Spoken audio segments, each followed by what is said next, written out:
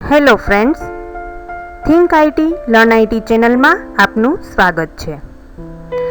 આજના JavaScript ટ્યુટોરિયલના first લેસનની અંદર આપણે જાવાસ્ક્રિપ્ટનો પરિચય મેળવીશું.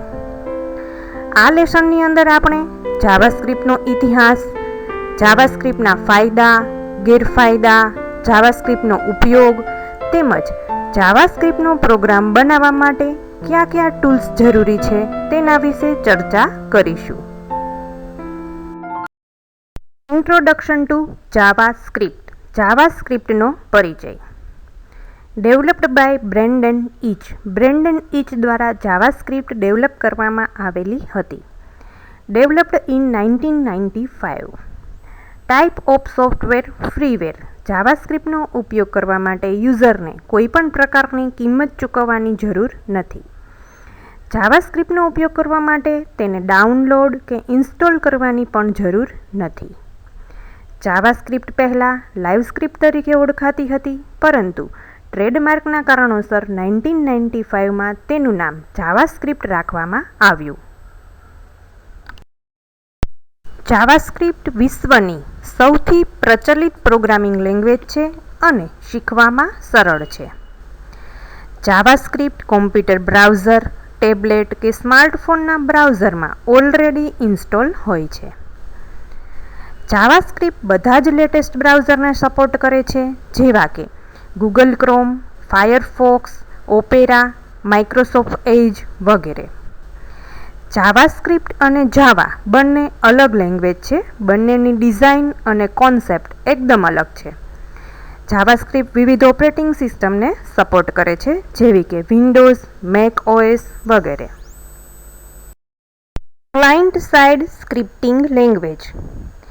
જાવાસ્ક્રિપ્ટ એ ક્લાયન્ટ સાઇડ સ્ક્રિપ્ટિંગ લેંગ્વેજ છે, જેમાં ક્લાયન્ટ સર્વર પરથી વેબ પેજ માટે રિક્વેસ્ટ કરે છે અને સર્વર વેબ પેજ ક્લાયન્ટને સેન્ડ કરે છે.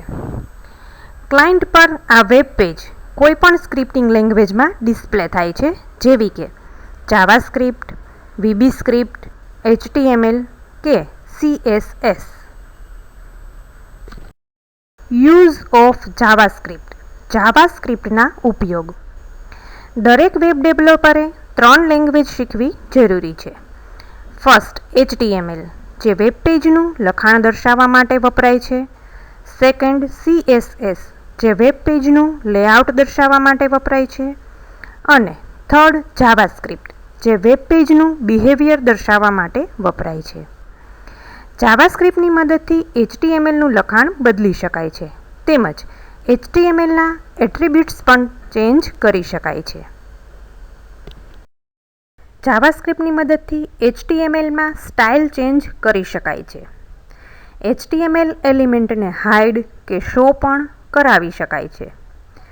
જાવાસ્ક્રિપ્ટની મદદથી સુંદર અને ફાસ્ટ વેબસાઇટ બનાવી શકાય છે. જાવાસ્ક્રિપ્ટનો ઉપયોગ હાલમાં મોબાઈલ એપ્લિકેશન, ડેસ્કટોપ એપ્લિકેશન અને ગેમના ડેવલપમેન્ટમાં કરવામાં આવે છે. હાલમાં જાવાસ્ક્રિપ્ટની ડિમાન્ડ હોવાથી તેના જાણકારને સારી જોબ સારા પેકેજ સાથે મળવાની તક રહેલી છે. Benefits of JavaScript. જાવાસ્ક્રિપ્ટના ફાયદા. લેસ સર્વર ઇન્ટરેક્શન, એટલે કે પેજને સર્વર પર મોકલતા પહેલાં ઇનપુટનું વેલિડેશન કરાવી શકાય છે, જેથી સર્વર પર ટ્રાફિક ઓછો થાય. મતલબ કે જ્યારે તમે પેજની અંદર માહિતી ફિલ કરો તો તમે તે માહિતીની ચકાસણી સર્વર પર મોકલતા પહેલાં જ કરાવી શકો છો. આથી સર્વર ઉપર લોડ ઓછો થાય. Increase interactivity. પ્રેઝન્ટેશન બનાવી શકાય છે, જે તમારી વેબસાઇટને સારો દેખાવ પૂરો પાડે છે. તેમજ જાવાસ્ક્રિપ્ટની અંદર તમે માઉસ અને કીબોર્ડ ઇવેન્ટના ઉપયોગ દ્વારા પણ ઇન્ટરેક્ટિવિટી વધારી શકો છો. Richer interface. જાવાસ્ક્રિપ્ટની અંદર તમે ડ્રોપડાઉન મેનુ, ચાર્ટ અને graph, maps, sliders, video and audio player, date and time, popup windows, clocks અને કેલેન્ડર જેવી આઇટમ ડિસ્પ્લે કરાવીને રીચ ઇન્ટરફેસ ક્રિએટ કરી શકો છો. તેમજ જાવાસ્ક્રિપ્ટની અંદર તમે વિવિધ ઇવેન્ટ્સનો પણ ઉપયોગ કરી શકો છો, કારણ કે જાવાસ્ક્રિપ્ટ એક ઇવેન્ટ ડ્રીવન પ્રોગ્રામિંગ લેંગ્વેજ છે.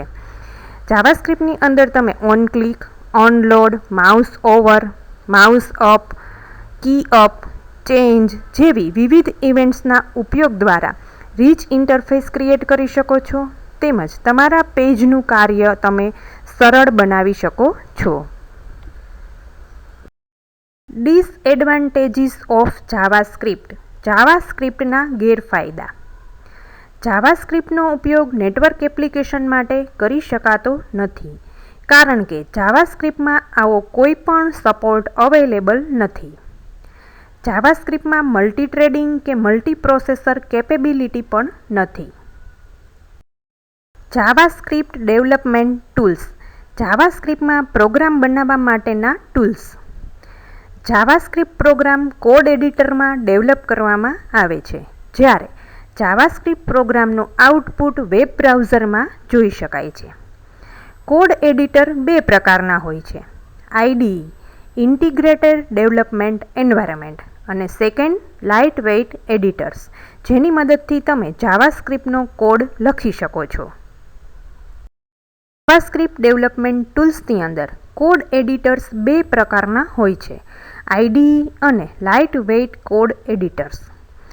આઈડીઈની અંદર Visual Studio Code, WebStorm, Macromedia Dreamweaver MX, Macromedia Home Site 5 અને માઇક્રોસોફ્ટ ફ્રન્ટ પેજ જેવા કોડ એડિટર આવી શકે, જ્યારે લાઇટવેઇટ કોડ એડિટર્સની અંદર નોટપેડ, એટોમ, સબલાઇમ ટેક્સ્ટ તેમજ વિઝ્યુઅલ સ્ટુડિયો કોડ જેવા કોડ એડિટર્સના ઉપયોગ દ્વારા તમે જાવાસ્ક્રિપ્ટનો પ્રોગ્રામ લખી શકો છો અને અગાઉ આપણે વાત કરી તે રીતે જાવાસ્ક્રિપ્ટ પ્રોગ્રામનું આઉટપુટ વેબ બ્રાઉઝરની મદદથી જોઈ શકાય છે. નેક્સ્ટ વિડીયોની અંદર આપણે જાવાસ્ક્રિપ્ટની અંદર પ્રોગ્રામ કઈ રીતે બનાવી શકીએ તે જોઈશું. આશા રાખું છું કે તમને આ ટ્યુટોરિયલ પસંદ આવ્યું હશે. જો તમને વિડીયો પસંદ આવ્યો હોય તો વિડીયોને લાઈક કરો અને ચેનલને સબસ્ક્રાઈબ જરૂરથી કરો.